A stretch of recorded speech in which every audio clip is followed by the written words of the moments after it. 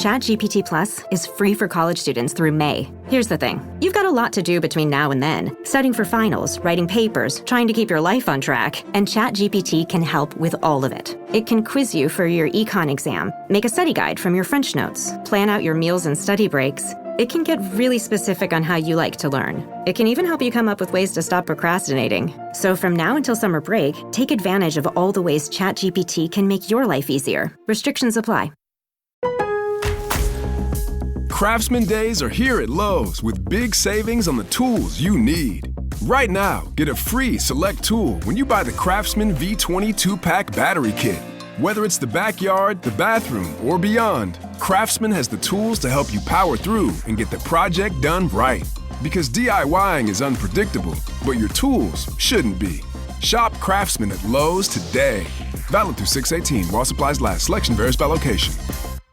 Salut à toutes, salut à tous. Ça faisait bien longtemps qu'on n'avait pas vu un grand tour aussi indécis. Les 3 premiers se tiennent en une trentaine de secondes à quelques jours de la fin. C'est du rarement vu. Aujourd'hui, est-ce qu'on verra encore un bouleversement ou est-ce que les favoris vont plutôt rester ensemble ? On ne sait pas. C'est un parcours un petit peu différent de celui d'hier avec notamment une arrivée sur du plat, pas une arrivée au sommet et un petit peu moins d'ascension. Même si on a quand même 3800 mètres de dénivelé aujourd'hui, avec d'abord le Passo del Tonale, 15 km à 6%, et surtout le Passo del Monterolo, 13 km à 7,6%. Problème, cet sommet est encore à 50 km de l'arrivée. Ensuite, il y a une longue descente, et puis un final plutôt on va dire en faux plat montant, avec une seule petite ascension au milieu, le Moté, 3 km à 8%, et ensuite il restera encore 10 km plutôt en plat voie en descente, jusqu'à l'arrivée à Bormio. Une étape de 155 km donc aujourd'hui avec un profil qui semble plus convenir à une échappée. Mais bon, hier on pensait plus que c'était une étape pour les coureurs du classement général et c'est une échappée qui a gagné. Aujourd'hui qu'on attend plutôt une échappée, est-ce que ce sont les coureurs du classement général qui vont s'imposer ? Il restera ensuite 2 étapes de montagne mais cette fois-ci avec des arrivées au sommet ou presque. Donc c'est pas forcément aujourd'hui qu'on attend les plus grosses différences dans les coureurs du classement général à moins que quelqu'un tente une folie dès le Passo del Mortirolo. Mais il y aura peut-être envie de garder des forces en vue des 2 dernières étapes de vendredi et samedi qui seront terribles. On verra ça. C'est peut-être une des dernières chances pour les coureurs des échappées pour de nombreuses équipes de s'imposer aujourd'hui. Je pense notamment aux coureurs français. On attend toujours une victoire d'un coureur français aujourd'hui. Romain Bardet pour son dernier grand tour. Est-ce que ce ne serait pas aujourd'hui ? Peut-être le moment ou jamais. On verra ça s'il essaye de prendre l'échappée ou non. Encore plein d'enjeux aujourd'hui sur cette 17e étape du Giro. Chute de Bellocchi juste devant Armstrong qui est parti dans le terrain. Et attaque de Pierre Roland. Voilà ce que nous disons depuis le début de ce Tour de France. Une chute terrible. Christopher Froome à pied. Mais quelle image du Tour. On n'a jamais vu ça. 100% cyclisme, le podcast du vélo en direct. Ça va Marion ? Désolé. Et c'est parti pour cette 17e étape. Encore une fois d'entrée, des coureurs qui veulent prendre l'échappée. On voit Mats Pedersen intéressé, on voit Lorenzo Fortunato, les maillots du meilleur grimpeur et du meilleur sprinter qui veulent être devant encore aujourd'hui. Pourtant Fortunato, là c'est vraiment histoire parce que son maillot, je vois pas comment il pourrait le perdre. C'est à peu près pareil d'ailleurs pour Mats Pedersen, mais il faut honneur. Il tente de sortir.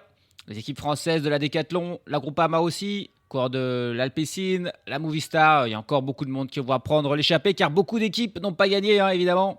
La Lidl Trek a remporté 6 étapes, l'IF en a remporté 2, la Visma Lease Bike en a remporté 2. Donc la plupart des équipes d'ailleurs n'ont tout simplement pas remporté d'étape. Il n'y a que 10 équipes qui ont déjà remporté une étape sur les 23 qu'on a présence. Donc voilà, il y a 13 équipes qui n'ont toujours rien eu. Ça devient urgent et c'est pour ça que ces équipes veulent aller devant. Et notamment une équipe quand même assez importante qui n'a pas gagné, c'est la Red Bull Brabants-Gros. Et maintenant que Primoz Roglic n'est pas là, on suppose que leurs coureurs vont tenter aussi de prendre l'échappée, même si pour l'instant, j'en vois pas dans cette première tentative où Mats Pedersen est en tête avec 2 coureurs de la Poltisit Malta, même si pour l'instant, aucune différence n'a été faite du tout. On commence sur du plat, encore une fois, on a à peu près 50 km de plat, ou plutôt de faux plat. Ça monte assez graduellement jusqu'au pied du Passo del Tonele, au bout de 60 km de course. Mais en vrai, du point de départ au pied du Passo del Tonele, on aura déjà gagné 800 mètres d'altitude, donc c'est bien que ça monte petit à petit, même s'il n'y a pas d'ascension à proprement parler. Voilà, il y a déjà, ce mouvement de Pedersen qui a emmené beaucoup de monde dans sa roue. Et il y a au moins 30 coureurs qui sont sortis là et qui ont une petite avance sur le peloton. Est-ce que ça pourrait être ça l'échappée ? Ça roule derrière, qui c'est qui roule ? C'est un coureur de l'Intermarché Venti qui roule dans le peloton. Pourtant, j'en vois devant dans l'échappée aussi. Est-ce qu'ils ont encore une fois pas le coureur qu'ils veulent, comme ça a été le cas il y a quelques jours quand Louis Mentiès avait été dans l'échappée alors que c'était Taco Van Der Horn qui voulait mettre. Ouais, c'est étonnant, c'est Louis Mentiès justement qui était en tête de ce peloton et qui a quasiment ramené tout le monde sur le groupe de tête. Alors qu'ils n'avaient pas vu qu'ils avaient un équipier devant. Encore une fois, l'Intermarché Venti, je sais pas, c'est bizarre. C'est encore une fois un début à fond. Il y a des coureurs partout, plus grand monde qui gère. Hein. Je pense pas que la Team Emirates va vouloir, même si c'est eux qui ont le maillot rose, trop faire d'efforts pour gérer cette échappée après le bel éclat qu'ils se sont pris hier. Eux, ce qu'ils espèrent, c'est la course la plus tranquille possible aujourd'hui. Donc une échappée qui part loin devant, ça leur pose pas de soucis à mon avis. Donc c'est pas forcément eux qui vont gérer ça. C'est plutôt toutes les autres équipes qui aimeraient être dans l'échappée et aller chercher une victoire d'étape. Deux coureurs ont pris une petite avance. Martin Marcellucci, que l'on a déjà beaucoup vu, le coureur de la Bardiani, accompagné d'Alexander Edmondson pour la Picnic Postenel. Ils ont pris 100 mètres d'avance, mais ils sont en train de revenir sous l'impulsion de Wout van Aert. Ouais, ça revient même très, très facilement. Wout van Aert, il décide d'y aller plutôt en mettant une énorme puissance, en espérant que ça fasse une cassure derrière et voilà, faire une échappée un petit peu plus comme ça que par des attaques tranchantes. Il est suivi par tout le monde. Allez, Mats Pedersen qui met un contre. Ouais, il y a encore un premier sprint à aller chercher qui est pas très loin du départ. Donc je pense que pour lui, l'objectif, encore une fois, c'est ça aujourd'hui. Il n'a pas réussi hier. Est-ce qu'il réussira aujourd'hui à prendre les 12 points? Il est suivi par un coureur de la Movistar. Il est suivi aussi par Timen Arensman de l'Ineos, un coureur de la Groupama, un coureur de l'Astana et un coureur de la Red Bull. 6 coureurs là. C'est Giovanni Aleotti pour la Red Bull qui est sorti. On a Quentin Paché pour la Groupama, Lorenzo Milesi pour la Movistar. Et K, bien sûr, toujours minime, toujours plein de coureurs. Plein de coureurs qui veulent y aller devant. Beaucoup de coureurs qui tentent de sortir. Personne qui n'arrive à faire la différence. Et du coup, c'est Lidl Trek qui a décidé de prendre les choses en main. Car on s'approche du premier sprint intermédiaire à 135 km de l'arrivée. Plutôt que d'essayer de prendre une échappée, on se dit allez, on va rouler jusqu'au sprint. Laisser Mats Pedersen prendre ses 12 points. Et ensuite, on verra. On est à 3 km de ce sprint. Pas d'échappée, donc on a vu beaucoup de monde vraiment essayer de sortir. Hein.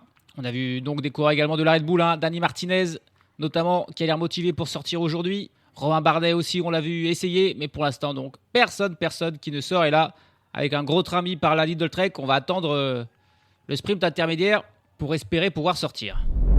Allez, on s'approche du sprint. On est à 600 mètres. Et on voit un seul coureur intéressé pour disputer, a priori, ce sprint à Mats Pedersen. C'est encore une fois Dries de Bont, mais ça y est. J'ai enfin l'explication. Il m'a fallu du temps. Mais c'est qu'il existe un autre classement dont on parle assez peu, pour assez dire, mais il existe.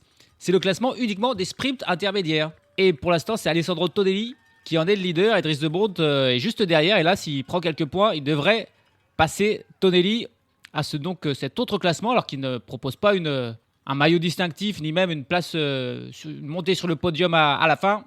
Mais il doit y avoir une prime quand même. Allez, c'est parti. Mats Pedersen qui lance Dries de Bont, qui cette fois-ci ne lui dispute pas vraiment, mais qui va juste prendre la deuxième place. C'est tout ce qu'il voulait. Mats Pedersen qui augmente son avance au maillot Ciclamino. Et Dries de Bont, avec ses 8 points, double Alessandro Tonelli à ce classement des sprints intermédiaires. Ça récompense un peu les coureurs qui ont pris le plus l'échappée, en gros. J'ai enfin l'explication. Je ne comprenais pas ce que faisait Dries de Bont. Ça fait du bien parfois d'avoir des réponses. Allez, encore un gros groupe là qui vient de sortir avec au moins une trentaine de coureurs qui a pris un peu d'avance sur un peloton qui semble les poursuivre quand même, mais l'écart est un peu important là. Peloton toujours en file indienne. Qui est-ce qui roule à la tête de ce peloton? J'ai pas bien vu. Je crois que c'était un coureur de la Red Bull. Est-ce qu'ils ont mis personne dehors? Et il y a du monde là. Je pense quand même qu'il y a des coureurs de toutes les équipes sur 30 coureurs. Si je vois au moins un coureur de la Red Bull. Ouais, de toute façon là il y a du monde. Hein. 30 coureurs, c'est énorme. Allez tiens, on va revoir là la tête du peloton. Non, c'est la Team Emirates. C'est la Team Emirates qui roule, mais il y a encore des coureurs qui attaquent là. Des coureurs de la Soudal Quick-Step. Tcherny et Cataneo qui on a vu beaucoup attaquer. Et ils ont peut-être raté le bon move là. Tcherny et Cataneo, Soudal Quick-Step, eux aussi cherchent une victoire d'étape. Et donc ils tentent de sortir. On a Wout van Aert aussi qui n'est pas devant, qui tente de sortir. Le groupe devant est tellement nombreux que forcément il n'y a pas tout le monde qui collabore. Et ça pourrait permettre encore un regroupement. Ou en tout cas permettre peut-être à quelques coureurs de faire le jump. Peloton en file indienne. Et l'échapper aussi à vrai dire. Donc ça va quand même vite à toutes les étages de la course là. En tout cas c'est bel et bien la Team Emirates qui roule dans le peloton malgré tout. Ils veulent gérer ça. 30 coureurs, il y avait peut-être même plus que 30 coureurs là. Ça fait peut-être beaucoup. Ils essayent de revenir. Et il y a Isaac Del Toro qui attaque. Isaac Del Toro qui attaque du peloton. Ah bah alors là, qu'est-ce qu'il nous fait? Hop, et il arrive, il rejoint l'échappée assez facilement. Alors c'était peut-être pour ça que que la Team Emirates roulait. Ils avaient prévu un plan complètement dingo. Isaac Del Toro qui vient de jumper dans l'échappée. Bon, à mon avis, ça va plus condamner l'échappée qu'autre chose quand même, parce qu'il y a vraiment très peu d'écart. Et là, il y a Derek G qui est le seul à être un petit peu vigilant, qui a sauté dans sa roue, qui a lui aussi rejoint l'échappée. Là, on a un autre groupe avec plusieurs coureurs de l'IF, donc je pense que Richard Carapaz a aussi réagi assez rapidement. Et là, c'est au tour de la Visma Lease the Bike de paniquer. On voit 3 coureurs qui sortent du peloton. Très étonnant, hein. Très étonnant ce qu'a fait Isaac Del Toro. Et allez, la Visma a 3 coureurs qui ramènent à leur tour Simon Yates. C'est un petit peu, encore une fois, tout désorganisé là. Il y a des coureurs de partout. Et c'est un petit peu, on va dire, tout regroupé désormais. Même s'il y a des petites cassures par-ci, par-là. Difficile de dire qui est l'échappé ou qui est le peloton. Et Del Toro qui a voulu surtout, je pense, faire passer un message en mettant cette attaque là, absolument improbable. Il montre qu'il est en forme, Del Toro, en tout cas ça c'est sûr, et que son souci d'hier c'est peut-être juste sur les gros pourcentages qu'il est un petit peu en difficulté, mais sinon il a l'air d'être quand même bien affûté là, il l'a montré, et surtout un petit peu imprévisible. C'est l'école Tadej Pogačar, ça tout simplement, hein. Allez, on a encore un groupe qui semble être bien sorti, et surtout on a l'impression que le peloton se calme enfin.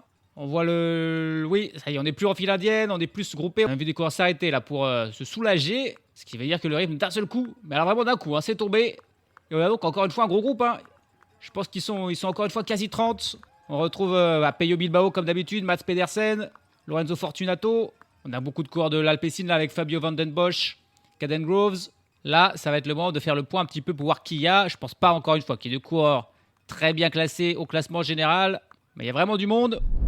Allez, on nous annonce 38 coureurs. 38 coureurs dans l'échappée de tête, donc là, ça fait encore du monde. On a 3 coureurs de la Red Bull avec Nico Dens, Daniel Martinez et Jan Tratnik. On a donc Groves et Van Den Bosch pour l'Alpecin de Koenig, Lorenz Suisse pour l'Arkea BNB Hotel, Peyo Bilbao et Afonso Eulalio pour la Bahrain Victorious, Stefano Oldani pour la Cofidis, Dries de Bondt, Stan de Wolf et Andrea Vandrame pour la Decathlon AG2R, Georg Steinhauser pour l'IF, Kevin Guenietz pour la Groupama, Kim Hajduk pour l'Ineos, Luis Mentiès est là avec Francesco Bussato pour l'Intermarché Venti, Hugo Hull pour l'Israël Premier Tech, Mats Pedersen et Matthias Vacek pour la Lidl Trek, Lorenzo Milesi pour la Movistar, Damian Osson pour la Q36.5, Mattia Cataneo pour la Soudal Quick-Stess, Chris Harper, Paul Dobel et Filippo Zana pour la Jayco Alula, Romain Bardet est bien là pour la Picnic Postenel, et puis on a 4 coureurs de la Visma Lease the Bike avec Wilco Kelderman, avec Steven Kruijswijk, avec Bart Lehman et avec Dylan Van Baarle.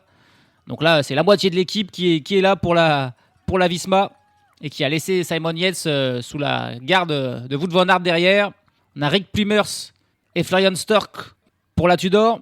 On a Brandon McNulty pour la Team Emirates qui est largement le coureur le mieux classé de cette échappée puisqu'il n'a que 7 minutes et 43 secondes de retard sur Del Toro, le coureur de la Team Emirates qui est le plus dangereux au classement général. On a Manuel Tarozzi pour la Bardiani et puis on a 3 coureurs encore pour l'XDI Sastama Team avec Diego Ulissi, avec Lorenzo Fortunato et avec Max Canter. À noter l'absence de coureurs de la Team Polti Visit Malta qui n'est pas devant et du coup ce sont eux qui travaillent dans le peloton. Même si ça paraît compliqué, l'écart qui a d'un seul coup dépassé les 3 minutes. Donc je pense que la Polti Visit Malta là, ils ont raté le coche, ils ne seront pas devant aujourd'hui et ils ne pèseront pas sur la course. Et je revérifie, mais il y a bien 22 équipes sur 23 représentées devant dans cette échappée, sauf l'équipe qu'on a le plus vue dans des échappées depuis le début, à savoir la Team Polti Malta. Donc alors là, je ne sais pas ce qui s'est passé, mais c'est quand même incroyable qu'ils aient réussi à mettre personne, alors que c'est leur seul objectif à chaque étape de faire ça. Et là, il y a une échappée géante qui part avec toutes les équipes représentées au moins par un coureur, sauf la Polti Visit Malta. Gros fiasco là. L'échappée qui s'amenuise petit à petit dans l'ascension. On y est désormais dans l'ascension du Passo del Tonale, 15 km à 6% de moyenne. C'est le premier à lâcher, ça a été Caden Groves évidemment, le sprinter. On a vu aussi Max Canter et Dries de Bondt lâcher prise. Et beaucoup d'autres, Mats Pedersen, Dylan Van Baarle, Manuel Tarozzi. Ils sont encore une vingtaine de coureurs devant. Notamment, on a encore les 3 coureurs de la Visma Lease the Bike que sont Kelderman, Kruijswijk et Bart Lehman. On a encore évidemment Romain Bardet. On a Chris Harper et Filippo Zana pour la Jayco Alula, Peyo Bilbao, Felipe Martinez, Brandon McNulty, Lorenzo Fortunato, Mattia Cataneo, Luis Mentiès. Voilà un petit peu les les principaux coureurs qui restent, même s'il y en a encore quelques autres, des équipiers. Et à noter qu'on a pris un abandon à l'arrière, c'est celui de Luc Plapp, l'ancien vainqueur d'étape sur ce Giro, le coureur de la Jayco Lula qui était en difficulté, a priori peut-être malade, je ne sais pas, et qui abandonne, qui n'ira pas plus loin aujourd'hui. Et l'écart avec le peloton qui reste stable, seulement 3 minutes et 10 secondes, c'est pas beaucoup. Il faudrait beaucoup plus pour ces coureurs pour espérer aller plus loin. Mais dans le peloton, on a toujours la Team Polti Visit Malta qui travaille. C'est la petite équipe italienne qui fait le boulot pour tenter de revenir sur cette échappée et essayer certainement de repartir ensuite dans une deuxième échappée. On l'a vu, ça s'est déjà produit sur ce Giro. Alors ils espèrent peut-être que ça arrivera de nouveau aujourd'hui et pour ça, ils travaillent pour revenir. Ce qui fait les affaires des autres coureurs du classement général, notamment de l'IF de Richard Carapaz, qui aurait peut-être dû travailler puisqu'il y avait un coureur dangereux, Brandon McNulty devant. Donc pas sûr que la Team Emirates se serait amusée à travailler. Donc ça arrange tout le monde ce que fait la Team Polti Visit Malta, sauf évidemment les coureurs qui sont dans l'échappée. On approche du sommet de ce Passo del Tonale et on retrouve un scénario que l'on connaît bien, avec un coureur d'Astana qui mène le groupe des échappés en la personne de Diego Ulissi cette fois-ci, et avec Lorenzo Fortunato dans sa roue, qui va bientôt bondir pour aller prendre les 18 points qu'il y a à prendre au sommet de ce col de deuxième catégorie. Ce groupe d'échappés de 23 hommes a toujours 3 minutes et 5 secondes d'avance sur le peloton. Un écart donc qui reste stable, la Polti Visit Malta qui continue de travailler pour revenir mais qui ne revient pas. Allez, c'est parti pour Fortunato, 18 points de plus pour lui à prendre. Je pense pas que qui que ce soit va aller lui contester. On va faire les calculs, mais même si un coureur venait à passer tous les prochains cols en tête, c'est pas sûr qu'il pourrait rattraper Fortunato qui a désormais plus de 300 points. 18 points pour Lorenzo Fortunato, Diego Ulissi qui passe en deuxième position parce que c'est plus sympa assis. Et c'est fini pour ce Passo di Tonale. Elle était longue, mais elle était assez régulière. Désormais, c'est une descente. Elle est longue la descente, quasiment 30 km. Mais 30 km de vraie descente. On va pouvoir bien se recharger. Et ensuite, il n'y aura pas de passage par le Valais. On attaquera directement le gros plat du jour, le Passo del Mortirolo. Et c'est 13 km à près de 8% de moyenne. L'ascension où on se dit que peut-être les choses pourraient s'accélérer aussi bien dans l'échappée que dans le peloton des favoris. 68 km de l'arrivée. L'écart qui a très légèrement augmenté, 3 minutes 35. C'est toujours la Polti Visit Malta qui fait le travail dans le peloton, mais c'est un petit peu de manière désespérée, on a l'impression. On approche d'un petit sprint intermédiaire qui n'intéressera pas grand monde puisqu'on n'a pas de Mads Pedersen ni de Dries de Bondt devant qui était dans l'échappée mais qui a été lâché. Et puis un coureur qu'on avait pensé, encore une fois, qu'il aurait pu être un gros protagoniste qu'aujourd'hui, mais qui a finalement lâché dans l'échappée, c'est Pello Bilbao. Il est plus devant Pello Bilbao. Il y a encore Afonso Eulalio pour la Bahrain Victorious dans les hommes de tête, mais pas Bilbao qui vient d'être tout simplement repris par le peloton. Et puis un autre abandon après Luc Plapp, c'est celui d'un coureur assez important avec Jay Vine, l'équipier de Del Toro, l'Australien, qui abandonne à court de forme ou peut-être malade. C'est vraiment un équipier important, même si c'est vrai qu'on l'avait peu vu. On attendait beaucoup plus de Jay Vine sur ce Giro. Et là, il met fin à sa course et c'est les galères qui continuent un petit peu pour la Team Emirates XRG qui perd donc un coureur important dans son effectif avec l'abandon de Jay Vine. Ils ont un plan, la Visma Lease Bike, ils ont une idée derrière la tête parce que dès le pied du Mortirolo, on voit les 3 coureurs de la Visma Lease Bike aux 3 premières places de l'échappée. Bart Lehman, Steven Kruijswijk et Wilco Kelderman. Alors on ne sait pas s'ils sont là pour aller chercher la victoire d'étape ou pour être en soutien de Simon Yates qui a prévu d'attaquer plus loin dans cette ascension. Mais ils sont clairement en train de tenter quelque chose. Et dès le pied, on a un premier lâché là. Parmi les échappés qui restent, Eric Plumers, il a beaucoup travaillé. On a Marco Brenner et Florian Stork encore pour la Tudor dans cette échappée qui sont là. Ils ont des ambitions eux pour la victoire d'étape, très clairement. 4 minutes d'avance, l'écart qui a légèrement augmenté dans la descente. Et désormais, ça devrait exploser peut-être de partout. Est-ce qu'on va tenter d'attaquer de si loin? On est à plus de 50 km de l'arrivée. Ou est-ce qu'on va vouloir rester encore ensemble dans cette ascension? On va voir la réponse tout de suite. 6 km 500 du sommet du Passo del Mortirolo. Toujours pas d'attaque, mais des coureurs qui lâchent petit à petit aussi bien dans l'échappée que dans le peloton. Là, dans l'échappée, c'est Kevin Guenietz et Diego Ulissi qui sont en train de lâcher. On a encore du monde, toujours au moins une vingtaine de coureurs. Et on n'a pas beaucoup plus de monde dans le peloton parce qu'il s'est clairement amaigri suite au travail désormais de la Ineos Grenadier, qui a pris le train, comme d'habitude dans les ascensions. Ils mettent un gros rythme, toutefois sans Thymen Arensman, qui a été un des premiers à lâcher l'équipier d'Egan Bernal. Étonnant, le coureur qui a été 15e du classement général, qui a perdu beaucoup de temps hier et qui là est parti pour en reperdre encore énormément. Et puis un coureur encore plus important qui a lâché dans le peloton, c'est Antonio Tiberi, le coureur de la Bahreïn Victorious, 8e du classement général qui lâche. Désormais, ça va être clairement Damiano Caruso, le leader dans cette équipe. Le vieil Italien Damiano Caruso, qui reste une valeur sûre dans ce peloton, qui n'est plus que de 25 coureurs environ, mené par la team Ineos Grenadier, alors qu'elles vont avoir une attaque. La Egan Bernal, dans cette ascension, pour encore une fois aller tester Isaac Del Toro. Egan Bernal qui, lui, est encore loin au classement général, malgré tous ses efforts. Il a 3 minutes 23 de retard sur Del Toro, donc ça paraît très compliqué pour lui d'aller chercher une éventuelle victoire. Mais au moins, il tente, il essaye, et on va voir s'il va encore essayer aujourd'hui. Allez, ça y est, on a les premières attaques dans les échappées. Lorenzo Fortunato a tenté, mais on l'a rattrapé, bien suivi par Romain Bardet, par Filippo Zana. Et là, c'est Daniel Martinez qui met un contre le coureur de la Red Bull. Et sauf que là, il n'y a personne qui le suit. À 5 km du sommet, Daniel Martinez qui a fait un petit écart sur ses compagnons d'échappée. Mais on panique pas. Du côté de la Visma Leaseback, Steven Kruijswijk a lâché. Mais il y a encore Bart Lehman et Wilco Kelderman. Et c'est Bart Lehman, il me semble, qui prend la tête des échappés et qui va travailler pour Wilco Kelderman, qui est a priori le meilleur grimpeur des deux. Il a pris entre 5 petites secondes d'avance Daniel Martinez. Il est parti tout seul. Les échappés qui ont 2 minutes 46 d'avance sur un peloton toujours mené par Jonathan Castraviero, qui est le seul équipier d'Egan Bernal qui reste encore, avec toujours une vingtaine de coureurs dans ce peloton, dont le principal absent est Antonio Tiberi, seul membre du top 10, lâché. Sinon, on a Derek G, on a Simon Yates, on a Bernal, on a Carapaz, on a Thomas Pidcock qui est encore là, Nairo Quintana également, Einer Rubio, on a le Norvégien de l'Arkia BNB Etel, Zvestad Bartseng qui est toujours là, on a même Sergio Samici, pour la Cofidis, Giulio Pellizzari pour la Red Bull Boransgro et bien sûr encore là, Nicolas Prodhomme pour la Decathlon AG2R, le meilleur français du classement général qui est encore là. Par contre, je ne vois pas de Juan Ayuso, j'ai l'impression que Juan Ayuso a été distancé il y a fort longtemps, qui prend une journée off. Juan Ayuso, essayer de se régénérer, oublier toute ambition au classement général et peut-être venir aider Del Toro pour les journées de vendredi et samedi. Et devant, il y a Chris Harper qui a fait un petit jump et qui a rejoint Daniel Martinez. Ils sont donc 2 hommes devant, Daniel Martinez et Chris Harper, qui ont une dizaine de secondes d'avance sur les 15 échappés encore qui restent menés par Bart Lehman.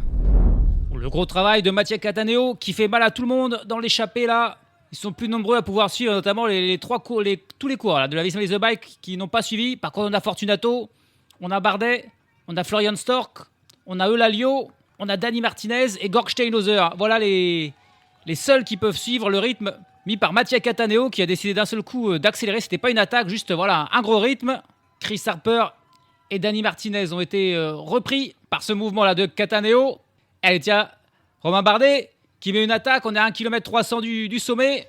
C'est vrai qu'il avait l'air bien, Bardet. Il suivait un petit peu facilement tous les mouvements. Et pour l'instant, il n'y a que le Portugais, là, Afonso Eulalio, qui arrive à suivre son mouvement. C'est en train de vraiment se décider dans l'échappée. Alors que dans le groupe des favoris, étonnamment, c'est la Red Bull Boransgro qui a pris les choses en main. On travaille pour Pellizzari, on sait qu'il est en forme. On se dit qu'il peut peut-être gagner des places au classement général, Pellizzari. Et en effet, là, il est parti sur un gros rythme, Pellizzari. Son dernier équipier, c'est Rassi. Et c'est parti. Pour l'instant, il a 2 coureurs de lièvre dans sa roue avec Carapaz. Et c'est qui l'autre qui est là pour Carapaz? Je ne sais pas. Ça lâche derrière pour Piganzoli, le leader de la Poltisit Malta. Ça lâche pour Quintana, ça lâche pour Prodhomme. Et je vois pas non plus le maillot rose. Je vois pas le Simon Yates. Egan Bernal, voilà les 3 qui sont dans un petit temps de retard avec Michael Storer aussi. Est-ce qu'ils étaient mal placés? Ils ont du mal à retenir et du coup voilà l'IF qui se met à accélérer. Est-ce que c'est Jefferson Cepeda peut-être qui est là encore pour je crois, il me semble que c'est Cepeda pour l'IF qui roule avec Carapaz dans sa roue, Pellizzari, Max Poul qui est encore là, Einer Rubio aussi. Simon Yates là qui revient dans un second temps avec Bernal et avec Del Toro qui a l'air en difficulté une nouvelle fois dans ses pourcentages les plus pentus. Et devant, Alfonso Eulalio a lâché Romain Bardet, il a réussi à contrer. Il est en dernière position désormais Del Toro d'un groupe de 10 coureurs. On retrouve donc Cepeda, Carapaz, Pellizzari, Poul, Derek G est encore là, Damiano Caruso aussi, Einer Rubio et Carapaz qui attaque. Carapaz qui attaque désormais. Le travail de Cepeda est fini. La grosse attaque de Richard Carapaz et il n'y a personne qui suit pour l'instant. C'est Giulio Pellizzari qui mène le peloton. Ils peuvent pas, Del Toro, et là, il est en souffrance, il est dans la route d'Egan Bernal. Il ne suit pas du tout Richard Carapaz, 48 km de l'arrivée, qui met son attaque. Ah là là, il est en forme incroyable. Del Toro, il essaye même pas. Il a Rafał Majka encore avec lui, et c'est Majka qui travaille avec Simon Yates, avec Egan Bernal et avec Del Toro. Donc, ils sont derrière, ils sont même derrière le groupe où il y a Derek G, Max Poole et Hilaire Rubio. Et pendant ce temps, en tête, Afonso Lalio qui passe seul en tête du Mortirolo. Il s'est débarrassé de Romain Bardet qui lui est retombé dans le groupe là avec Fortunato, avec Steinhauser, avec Cataneo, avec Dani Martinez et avec Florian Stork. Voilà les 6 poursuivants d'Afonso Lalio qui passent à leur tour au sommet. Richard Carapaz, lui, est tout seul. Richard Carapaz qui a fait un bel... Oh oui, il a fait un bel écart. Il a 5 coureurs qui sont derrière lui. On a G, Poole, Rubio et deux autres, avec Caruso aussi. Et puis un petit peu plus loin, on a le groupe avec Simon Yates, avec Bernal et Del Toro. Et Simon Yates qui s'en va. Simon Yates qui lâche Del Toro et Bernal. Del Toro en grande difficulté. Il est en difficulté, Del Toro. Et là, Carapaz, il a pris déjà une... il n'a pas pris 30 secondes encore, mais il a l'air en forme. Il n'est pas fatigué, alors qu'on voit que tous les autres sont à la rupture. Est-ce que ça sera décisif? Parce qu'il restera encore évidemment beaucoup de temps ensuite pour le rattraper. Simon Yates qui fait un bel effort et qui revient sur le groupe avec G, avec Caruso, avec Max Poole. Et Del Toro qui, allez, dans un second temps, et aussi il a lâché Egan Bernal. Et il est en train de revenir sur ce groupe. On a donc Derek G, Giulio Pellizzari, Einer Rubio, Max Poole, Damiano Caruso, Simon Yates et Isaac Del Toro qui à l'instant vient de revenir. Egan Bernal, lui, n'est pas là. Et Carapaz non plus n'est pas là parce que lui, il est devant. Il a pris environ 16 secondes. Nous avons 16 secondes entre les deux groupes. Ouais, il se retourne, il peut les voir, ils sont juste là. On ne saura pas si c'est décisif, mais au moins c'est brave. Et qui roule du coup dans le groupe des favoris pour l'instant? Ah, c'est un équipier de la Movistar. C'est peut-être Lorenzo Milesi qui était dans l'échappée et qui vient d'être pris et qui travaille pour Einer Rubio. Et il va pas pouvoir travailler longtemps à mon avis. Et pendant ce temps, Carapaz qui arrive au sommet. Il a 2 minutes et 30 secondes de retard sur les échappés, sur Afonso Lalio qui est donc seul en tête. Et désormais, il va s'engager dans la descente. Il a vraiment, il a 10 bonnes secondes, on va dire, d'avance. Et puis voilà, un autre coureur qui revient de l'échappée là et qui va aider Simon Yates. C'est Bart Lehman. C'est pour ça que c'était bien joué. Voilà, il était là, l'objectif de la Visma The Bike. C'est que si ce genre de situation se produisait, Simon Yates, il serait pas tout seul. Alors que Bernal, lui, il est tout seul. Il a Rafał Majka et Adam Yates dans sa roue de coureurs de la Team Emirates qui ne vont pas travailler avec lui. La course qui s'est ouverte, mais désormais on est dans la descente. Les écarts ne sont pas très grands. Est-ce que ça suffira? On a une descente d'une quinzaine de kilomètres. Et puis ensuite, il y aura 30 kilomètres, on va dire, de faux plat montant jusqu'à l'ascension du Motet. Et ensuite, 10 derniers kilomètres sur le plat, avec même une descente. Ça risque quand même de se regrouper. La descente est allée très rapidement. C'est fait un train d'enfer. Et on a vu que Mathieu Cataneo et Romain Bardet étaient meilleurs descendeurs que Afonso Lalio, puisqu'ils sont revenus dessus.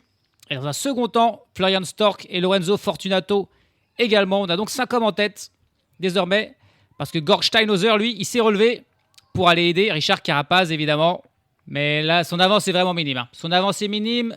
Rafał Majka et Adam Yates sont revenus sur le groupe d'Isaac Del Toro en compagnie d'Egan Bernal et travaillent fortement. Richard Carapaz, il a juste Georg Steinhauser qui était dans l'échappée, qui est donc un peu fatigué. Il a une vingtaine de secondes d'avance, mais désormais, c'est des passages un petit peu plats, des grandes routes. Ils se retournent, on a l'impression qu'ils sont juste derrière. Je me demande s'il ne fait pas beaucoup d'efforts pour rien là. Et puis avec Richard Carapaz, on a également Giulio Pellizzari qui est là, l'Italien. Et il rattrape petit à petit des coureurs de l'échappée. Là, il rattrape Luis Mentiès. Il rattrape Damian Osson, qui vont tenter de suivre Georg Steinhauser et Richard Carapaz. Le peloton, lui aussi, a retrouvé du monde. Il y a Kevin Guenietz qui est avec eux. Il y a Diego Ulissi. Le groupe Maillot Rose a 2 minutes et 10 secondes de retard sur les 5 hommes de tête. Donc, que sont Eulalio, Cataneo, Bardet, Stork et Fortunato. À l'instant où les 5 hommes passent sous la bannière indiquant les 30 km de l'arrivée. Et ça revient, ça se regroupe. Ouais, Georg Steinhauser a compris, Richard Carapaz aussi. Et ils ont laissé, parce que là, il y a en plus Brandon McNulty, qui est un rescapé de l'échappée qui est venu. Donc il a McNulty, Yates et Majka qui travaillent pour lui. Donc c'était un peu trop. Et on a donc le groupe des favoris qui se regroupe avec 2 absents quand même. Il y a Antonio Tiberi qui n'est pas là. Et puis il manque aussi Michael Storer. Les 7 et 8e du classement général qui ne sont pas dans ce groupe des favoris. Ça pourrait profiter à Einer Rubio, qui est pour l'instant 11e de ce classement, qui pourrait peut-être rentrer dans le top 10 ce soir. Alors que devant, on a 2 coureurs qui sont revenus de l'arrière, qui n'étaient pas loin, on n'avait pas de nouvelles d'eux, mais ils sont bien là. C'est Matthias Vacek et Wilco Kelderman qui sont revenus, ainsi que Daniel Felipe Martinez. Non, ils sont 3 à être revenus. Ils étaient pas loin, on a donc 8 hommes en tête. Est-ce qu'ils vont bien s'entendre pour travailler? Parce qu'ils ont plus que 1 minute 50 d'avance sur le peloton, du moins sur le groupe des favoris. Ou, de manière intéressante, c'est Damian Hawson qui travaille dans ce groupe des favoris. Pourquoi? Parce qu'il y a Tom Pidcock qui est là, et c'est un final qui pourrait bien convenir à Tom Pidcock. C'est pas de la haute montagne du tout. Il y a une petite ascension, puis un final plat. Ça pourrait peut-être aussi être le jour de Pidcock, enfin. Et c'est pour ça que la Q36.5 et Damian Hawson, rescapés de l'échappée, roulent désormais pour tenter de revenir sur les 8 hommes de tête, désormais.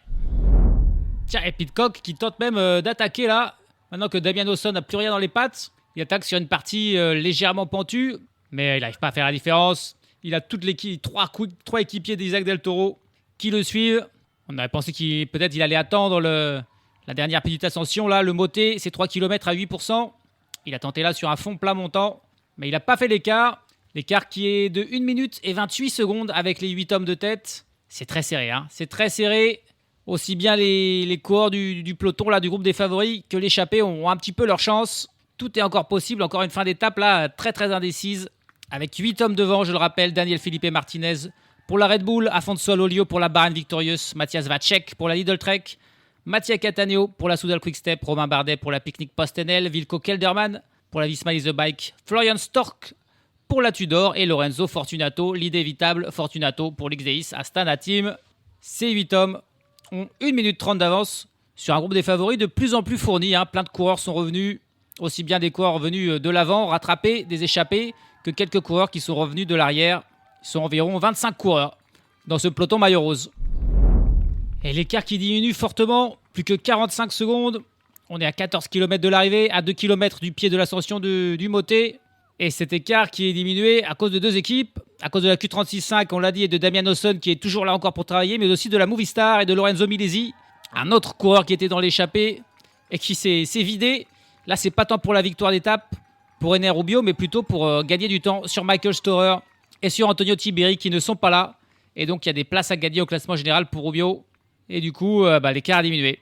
Mais là, ils sont vidés, les 2 équipiers, et c'est la Team Emirates qui reprend la tête de ce groupe. Alors, pour la Team Emirates, c'est qui tout double, en fait, d'aller à l'arrivée, tous groupés. Isaac Del Toro peut très bien s'imposer et gagner 10 secondes, mais il peut aussi très bien perdre 10 secondes si c'est Richard Carapaz qui s'impose. Donc, le jeu en vaut-il la chandelle de rattraper les échappés, sachant qu'ils sont vraiment proches désormais, 35 secondes. À mon avis, ça va rentrer et on devrait voir peut-être des attaques là dans les passages les plus pentus de cette ascension du Moté qui va bientôt arriver. Et c'est Florian Stork qui est le premier à faire l'attaque dans les échappées. Et il y a plus grand monde qui peut suivre, c'est Romain Bardet et Afonso Alolio qui sont dans sa roue. Mattia Cattaneo qui s'accroche, ça lâche par contre pour Kelderman, ça lâche pour Vacek et pour Daniel Martinez. Et ça a lâché pour Fortunato complètement, qui vient de se faire reprendre par le groupe des favoris, qui est mené toujours par Adam Yates devant Rafał Majka et Isaac Del Toro. Là, on fait un rythme régulier. On a envie d'éviter une attaque de Richard Carapaz, parce qu'on a bien compris que ces accélérations, Isaac Del Toro avait du mal à les suivre. 30 secondes d'écart entre ce groupe maillot rose et Florian Stork, Romain Bardet, Elalio et Cattaneo. Allez, Romain Bardet qui met un contre. Romain Bardet qui met un contre. On est à 11 km de l'arrivée et il n'y a personne qui a pu suivre. Il n'y a personne qui a pu suivre l'attaque de Romain Bardet. Est-ce qu'il va le faire? Est-ce qu'il va le faire? Ce serait incroyable. Mais là, le trio Cattaneo, Stork, Elalio n'a pas réagi. Et Bardet est seul en tête désormais. Il est bien sorti. Mais il n'y a pas que les échappés. Comme danger, il y a aussi les coureurs du classement général qui sont vraiment pas loin derrière. Là, on voit très bien dans ces espèces de lacets. Il a 2 lacets d'avance, en gros, sur le peloton. Romain Bardet, seul en tête. Il y a encore 1 km 600 d'ascension. Elle est courte, mais il y a des passages à plus de 12% dans cette ascension. Donc, elle fait mal aux jambes. Surtout après une étape comme ça où il y a eu quand même pas mal de dénivelé. Et dans le peloton, Dani Martinez qui vient d'être repris et qui fait le rythme avec Giulio Pellizzari dans sa roue. Ah ouais, Daniel Martinez là, qui avait encore du jus finalement et qui travaille pour Pellizzari, qui va certainement en mettre une là sous peu. C'est Del Toro qui est dans la roue de Pellizzari, Richard Carapaz, Derek J, Simon Yates, Damiano Caruso. On a ensuite Enea Rubio, Max Poole. Et c'est parti pour Pellizzari. C'est parti pour Pellizzari. Mais il a pas vraiment accéléré. Il a senti que Del Toro était trop près dans sa roue. Il reste pour l'instant sur un rythme pour voir qui suit. Et Egan Bernal qui lâche. Il était en dernière position dans la roue de Rubio, mais il peut plus suivre. Egan Bernal en difficulté. Alors que tiens, Wilco Kelderman, lui, est repris. Est-ce qu'il va travailler pour Simon Yates? Non, il est dépassé immédiatement par Pellizzari qui continue de faire le train. Del Toro qui le suit sans souci. Ils sont 20 secondes derrière Romain Bardet. Ils sont en train de reprendre Cataneo, Stork et Eulalio. Ah là là là là. Allez Romain, tiens bon. 1 km d'ascension encore. Ensuite, ça sera plat et de la descente. Mais le gros effort de Pellizzari qui est en train de ramener tout le monde. Mais allez, ça se relève un petit peu. Pellizzari se dit, je vais peut-être pas faire tout le travail tout seul. Il n'y a plus trop d'équipiers. Allez, il y a Eulalio qui est encore là. Pour Damiano Caruso peut-être, est-ce qu'il va travailler? Florian Stork, lui, il va pas travailler. Michael Storer n'est pas là. Mathieu Cataneo non plus. Et allez, l'attaque d'Einer Rubio. Finalement, c'est Einer Rubio qui met une attaque. Personne qui ne saute dans sa roue. C'est Afonso Eulalio qui fait le travail désormais dans le peloton.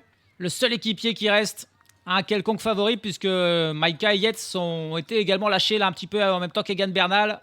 Romain Bardet, seul en tête. Il a toujours 15-20 secondes d'avance désormais sur Einer Rubio qui est sorti et qui a juste 3 secondes d'avance, on va dire, sur le groupe des favoris mené par Afonso Eulalio désormais. Mais le Lio, il ne doit plus avoir grand-chose dans les pattes non plus.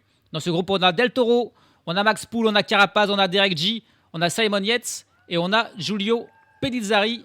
Et c'est tout. Egan Bernal a lâché. Michael Storer et Tiberi ne sont pas là. Adam Yates a également lâché, autre coureur membre du top 10. Einer Rubio, il est sorti mais il n'arrive pas à faire la différence. Il a toujours seulement 40 mètres d'avance sur le groupe du maillot rose. L'écart qui est avec Romain Bardet qui reste également stable. Romain Bardet qui est pas loin du sommet. Et attention, Isaac Del Toro. Del Toro qui met son attaque. Et il n'y a que Carapaz qui peut suivre. C'est Del Toro finalement qui attaque. Ils avalent Einer Rubio. Et Del Toro qui revient. Derek G qui réagit dans un second temps avec Simon Yates. Mais c'est beaucoup moins explosif que Del Toro et que Carapaz qui sont sortis. Ouais, le duo est sorti. Ils sont pas encore revenus sur Romain Bardet. Mais waouh, Del Toro là. Ces petites ascensions, c'est sa spécialité. Les grandes, il les aime pas trop. Mais alors les petites comme ça, pentues, il est très fort. Mais Richard Carapaz l'a bien suivi. C'est Simon Yates qui est le perdant pour l'instant, qui n'a pas pu suivre à suivre. Allez, Richard Carapaz qui prend le relais d'Isaac Del Toro. Pour lui, l'intérêt de distancer Yates, c'est aussi intéressant. On a passé le sommet. Romain Bardet est passé en tête. Il est toujours devant. Mais à mon avis, Carapaz et Del Toro vont revenir sur lui à grande vitesse. On est dans une descente. Ensuite, il y aura 3 km de plat, puis 2 km de descente, puis 3 derniers kilomètres de plat en gros. Autrement dit, c'est facile désormais. C'est vraiment facile. Et Romain Bardet, c'est un excellent descendeur. C'est un des tout meilleurs descendeurs. Ça serait bien quand même qu'il arrive à résister au retour de Del Toro et de Carapaz. Ah là là, c'est tendu, c'est tendu. Tout est encore possible dans cette fin d'étape, encore génial. Les écarts sont pas grands. Par contre, même si Simon Yates ne revient pas, il va pas perdre une minute. Parce que c'était vraiment tout au sommet de cette dernière difficulté que Del Toro a attaqué avec Carapaz dans sa roue. Et psychologiquement, c'est un gros coup aussi que fait Isaac Del Toro. Il montre qu'il est pas mort après sa petite défaillance d'hier. Ils ont quoi? Ils ont 5 secondes. Ils ont 5 secondes de retard sur Romain Bardet dans cette descente. Et ils travaillent ensemble en plus. Del Toro et Carapaz, ils travaillent ensemble. Ils se donnent des relais. 7 km de l'arrivée. Allez, Romain, faut prendre tous les risques. C'est probablement ta dernière chance de jamais remporter une étape sur un grand tour. Est-ce qu'il en a encore un petit peu dans les jambes? Quelle finale, mon sang. Derrière, on a toujours Simon Yates. Avec Max Poole, avec Damiano Caruso. Avec Einer Rubio. Et avec Derek G. Qui sont une dizaine de secondes, on va dire, derrière Carapaz et Del Toro. Qui eux-mêmes ont 10 secondes de retard sur Romain Bardet. Les positions sont figées parce que ça descend. Mais là, désormais, on va arriver sur du plat. Et sur le plat, ça risque d'être un petit peu compliqué pour Romain Bardet pour résister au maillot rose et à Richard Carapaz. Voilà, il se retourne, il les voit. Romain Bardet, vaut mieux peut-être qu'il garde du jus et qu'il reste dans la roue de ces deux-là. Même si, a priori, au sprint, ça ne sera pas le meilleur des trois non plus. Ah là là, ça va être compliqué. Ça va être très compliqué pour Romain Bardet.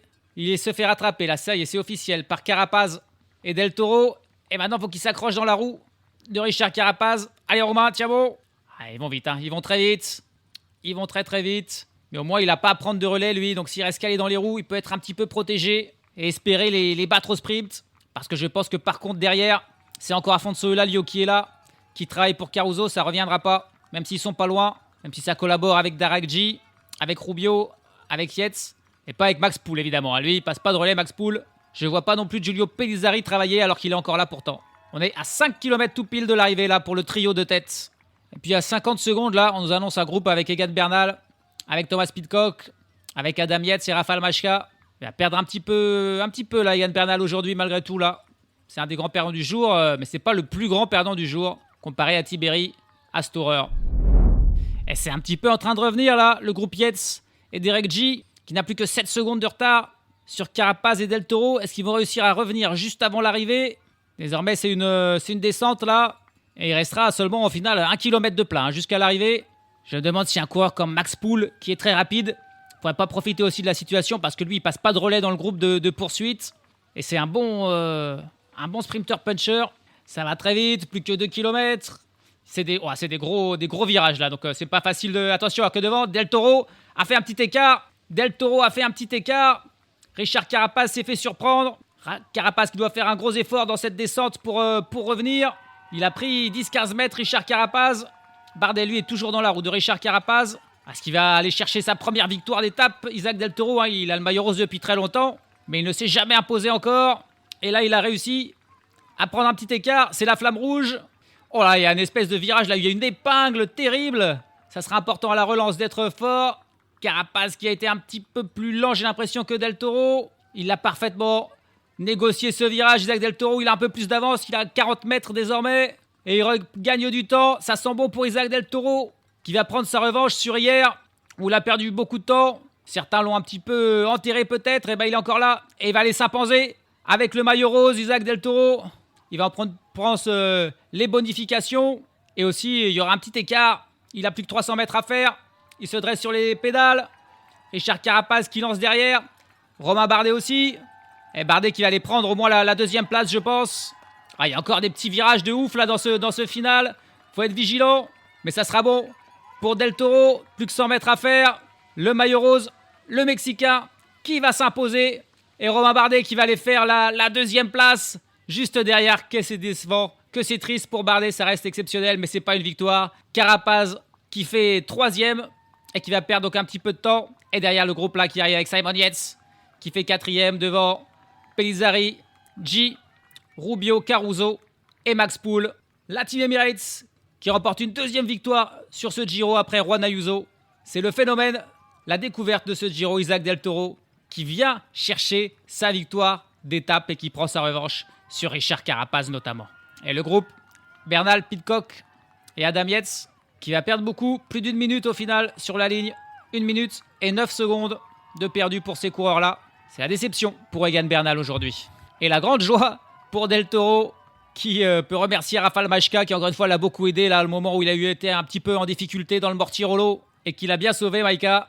Il reste à voir ce que pourra faire Del Toro dans les 2 étapes très montagneuses, où on a vu que quand les ascensions étaient longues et très pentues, il avait du mal, mais aujourd'hui, c'était parfait. Il a remporté sa victoire d'étape, Isaac Del Toro. Il a parfaitement joué le coup, et c'est vraiment cruel, bien sûr, pour Romain Bardet, qui vient faire 2e de cette étape pour son dernier Giro. On l'a dit, aujourd'hui, c'était peut-être sa dernière chance, et c'est vraiment pas passé loin.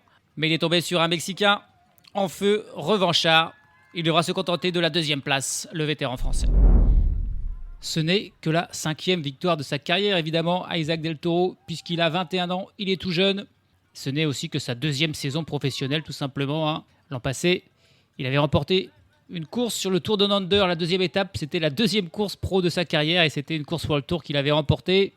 Il avait remporté également une étape et le classement général du Tour des Asturies. Cette saison, il avait seulement remporté Milan-Turin, une classique d'un jour avant donc cette victoire sur la 17e étape du Giro. Pour Isaac Del Toro, grande promesse de l'avenir, le jeune Mexicain qui devance un beaucoup moins jeune Romain Bardet, qui termine 2e à 4 secondes dans le même temps que Richard Carapaz. Simon Yates termine 4e à 15 secondes, 15 secondes de perdu, plus les bonifs sur Isaac Del Toro, devant Giulio Pellizzari, Derek G, Damiano Caruso, Ener Rubio et Max Poole. Le top 10 est complété par l'échappé qui a beaucoup travaillé dans le final, Afonso Eulalio. Egan Bernal et Tom Pidcock perdent 1 minute 10. Adam Yates termine encore plus loin en 22e position à 2 minutes et 27 secondes. Michael Storer termine 29e à 4 minutes et 5 secondes. Il perd gros. Et que dire d'Antonio Tiberi, 42e à 10 minutes et 31 secondes. Il abandonne lui aussi tout espoir de bien figurer au classement général comme Juan Ayuso hier. Et aujourd'hui, Juan Ayuso, il y allait plus que mollo. Il termine 141e à 35 minutes et 42 secondes juste avant le gruppetto, le dernier du jour. C'est Simon Guglielmi, le français de l'Arkea BNB Hotel, qui termine tout seul à 37 minutes et 28 secondes, 162e, puisqu'il y a encore eu 2 abandons aujourd'hui, on l'a dit, avec Luke Plapp et Jay Vine, les 2 Australiens. Des petits changements dans le top 10, Isaac Del Toro est toujours leader, mais désormais c'est Richard Carapaz, le deuxième, à 41 secondes de Del Toro. Simon Yates est troisième à 51 secondes. Suivent toujours Derek G, Damiano Caruso et Egan Bernal qui reste sixième, mais il commence à avoir beaucoup de retard. 4 minutes 43 de retard pour Bernal. Bonne affaire pour Giulio Pellizzari qui monte à la 7e place, pour Einer Rubio qui monte à la 8e place. Et Adam Yates, malgré son temps perdu, gagne une place, il est 9e. Devant Michael Storer qui, lui, chute à la 10e place. Antonio Tiberi, lui, est désormais 15e. Les classements annexes, toujours pas de changement. Mats Pedersen, large leader devant Olaf Koy et Wout van Aert. Lorenzo Fortunato à 355 points. Et il y a un seul coureur désormais qui mathématiquement pourrait encore, lui, rafler le maillot s'il passait en tête de toutes les difficultés qu'il y aura d'ici Rome. C'est son équipier Christian Scaroni. Autrement dit, c'est fait tout simplement pour Lorenzo Fortunato qui, s'il n'abandonne pas, sera le meilleur grimpeur de ce Giro. Et puis au classement du meilleur jeune, là aussi ça commence à être très clairement décanté après les défaillances de Juan Ayuso hier et de Tiberi aujourd'hui. Isaac Del Toro est largement leader, il a 5 minutes et 2 secondes d'avance sur Giulio Pellizzari, nouveau deuxième de ce classement, et c'est Max Poole qui est désormais troisième au classement du meilleur jeune. Demain, étape en fin de repos pour les leaders. On attend un sprint dans les rues de Cesano, Maderno, même s'il y aura aussi des possibilités pour l'échapper, parce que c'est quand même vallonné au milieu avec 3 ascensions, 2 cols de 3e catégorie et un col de 2e catégorie. Donc la possibilité qu'une échappée de rouleurs plutôt que de grimpeurs prenne le large, un petit peu comme avait fait Casper Asgreen il y a quelques jours, puisse s'imposer existe, même si le final est plat, les 50 derniers kilomètres sont tout plats, et devrait peut-être permettre un regroupement et un sprint massif. Il en reste encore quelques sprinteurs dans le peloton, et notamment le trio Groves, Koy, Pedersen. Ils se sont tapés toutes ces montagnes-là depuis 3 jours. C'est pas pour ne pas faire le sprint quand ils auront l'occasion demain. Et les échappés auront donc fort à faire s'ils veulent résister aux équipes de sprinteurs. Ce sera la 18e étape de ce Giro. On se rapproche à grands pas du dénouement, mais on ne sait toujours pas quel sera ce dénouement. On a hâte de voir tout ça. Salut à tous, salut à toutes.